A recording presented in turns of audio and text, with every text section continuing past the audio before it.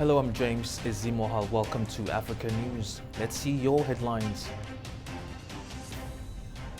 Nigerians express cautious support as U.S. President hints at military action. South Africa hosts the G20 Empowerment of Women Working Group. Survivors of the Goma conflict begin the long road to rebuild their lives in their city.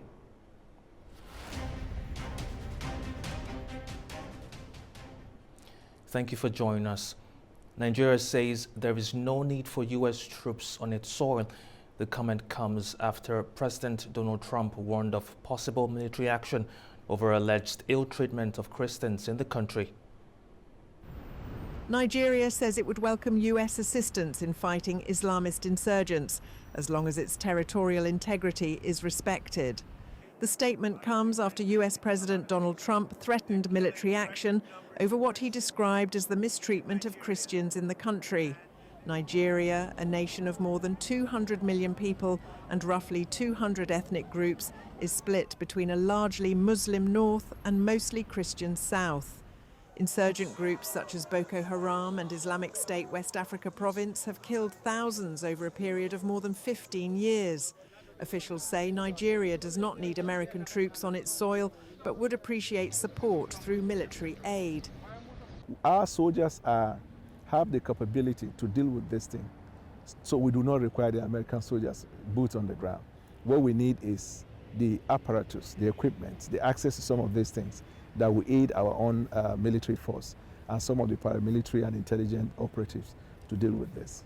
Trump has also threatened to suspend all U.S. assistance to Nigeria if the government does not act decisively to stop the killings. Meanwhile, Christian leaders in northern Nigeria voiced support for Trump's warning, but cautioned against any attempt to dictate the country's political leadership. Nigerians must not also forget that we've also gone to other countries to tell their leaders to do right. So let's not be hypocrite in this matter. What some of us will not support is anybody deciding who should be our leader. It's purely a Nigerian thing. But if they are reminding us that what is accepted in our constitution, what is acceptable in other standards, we should do it. If we say they shouldn't, then we should also say that the Americans should have nothing to do with us. We can't receive their aid and say they shouldn't be worried about things that are going on among us. Nigeria, with its mix of Christianity, Islam and traditional religions, has a long history of coexistence, though periodic violence often flares due to ethnic tensions and competition over scarce resources. The Grand Egyptian Museum is fully opened. Situated approximately 2 kilometers from the Giza Pyramid Complex, it is designed to be the largest museum in the world, focusing on the rich history of ancient Egypt. A dazzling display of fireworks and drones lit up the skies over Giza, tracing ancient Egyptian symbols in a breathtaking spectacle to celebrate the grand opening of the long-awaited Grand Egyptian Museum. The 500,000 square meter museum, a state-of-the-art complex overlooking the Giza pyramids, is now ready to welcome its visitors. Egyptian President Abdel Fattah al-Sisi welcomed heads of states and officials who arrived to attend the opening ceremony. The museum will display tens of thousands of artifacts, including the complete collection of Tutankhamun's treasures, which comprises 5,398 items, many for the first time. Unlike the older Cairo Museum, the Grand Egypt features immersive exhibits and virtual reality experiences, offering visitors a modern and interactive way to explore Egypt's ancient treasures. Officials expect the museum alone could attract up to 7 million extra visitors a year, boosting Egypt's total tourism to around 30 million by 2030.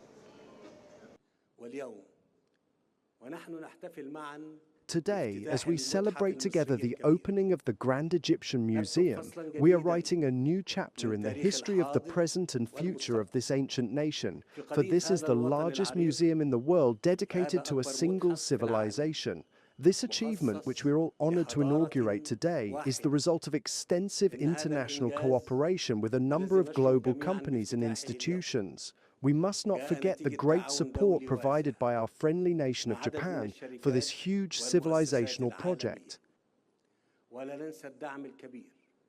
The Grand Egyptian Museum promises to be a landmark destination for anyone interested in ancient Egyptian history and culture, offering a unique opportunity to explore the treasures of one of the world's oldest civilizations.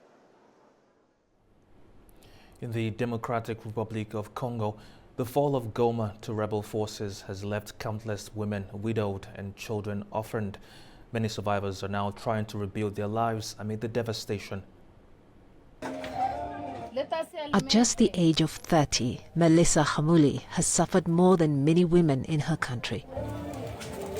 She's a victim of the ongoing conflict in the rebel-held Congolese city of Goma that has killed thousands and displaced many more. Her husband, a motorcycle taxi operator, was killed by armed men who stole his bike 2 weeks before the city of Goma fell to rebels. Shortly after, Melissa, who was still mourning the loss of her husband, became the victim of a bombing in Mubambiro, a town 15 kilometers west of Goma, which served as the headquarters of a unit of the DRC Army's Special Forces protecting the city of Goma. Melissa had gone there to get supplies 3 days before the city fell. Despite losing her legs in that blast, she's grateful to be alive. I wasn't born like this. I was injured in the war in January. I was the victim of a bomb that killed many other people. My friends were killed, torn to pieces by that bomb, their hands and feet cut off. I am the only survivor. I thank God very much.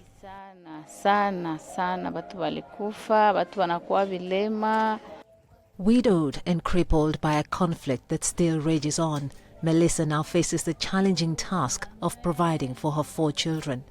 The conflict has destroyed my life so much, my dreams, the plans I had for my children. I wanted my children to study in good schools, but the fighting means that's not possible. The war has made it impossible for me to provide for my children like I used to. Now I stay at home because I don't have a job, and I'm no longer able to work. I have trouble walking. I won't be able to go out and earn a living for my children anymore. Before the tragedy, Melissa owned a small restaurant that helped support her family. Now she lives off the charity of neighbors and close relatives, which is at times not enough. Her children haven't gone back to school, a reminder of just how much the conflict in Eastern DRC has shattered many lives and ambitions. I lead a difficult life. I have just gone through great suffering. Despite all that she's gone through and her pain and suffering, Melissa says she's willing to forgive the rebels. All that she wants now is to see peace restored in the region so that life can get back to normal in Goma and allow people like her to start rebuilding their lives. Representatives from G20 member states and international organizations have pledged strong collective action to advance women's rights and economic participation. The commitments were made during the G20 ministerial meeting on women's empowerment in South Africa. Representatives from G20 member states, including guest countries and international organizations, gathered here for the Empowerment of Women ministerial meeting. The main aim of this ministerial meeting is to advance global commitments towards gender equality and women's economic empowerment. All the country representatives here agreed to advance collective action to promote women's empowerment across the G20 platform. Global women share a common destiny. China is willing to provide more opportunities and guarantees for global women's affairs through its own development. Build a broader cooperation platform for women from all countries. continually deepen exchanges and mutual learning, and jointly write a new chapter in global women's cooperation. We recognize our common concerns and are united in tackling gender-based violence against women, ensuring women's financial inclusion, and building caring societies. China asserted that the country supports South Africa's stance in terms of what to prioritize in dealing with women issues. China appreciates South Africa's proposal of 3 priority topics: K-economy, promoting inclusive finance, and addressing gender-based violence, providing a valuable platform for exchange and mutual learning among all parties. China also attaches great importance to women's empowerment in these areas, continually strengthening institutional guarantees, policy support, and service supply. The Women's Ministerial Meeting ended with a declaration to be taken to the G20 Leaders Summit, due to take place later this month. In Cape Town, Halloween weekend brought a spooky twist with a cause. Dozens of residents turned out for the city's annual Zombie Walk, a charity event blending fright and fun to raise funds for animal rescue.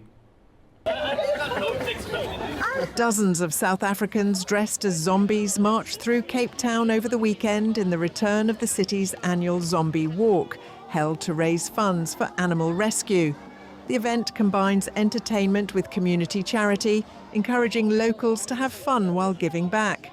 Participants say they enjoyed the creative spirit of the walk. Today we're here for the Zombie Walk. We're actually walking now in Cape Town.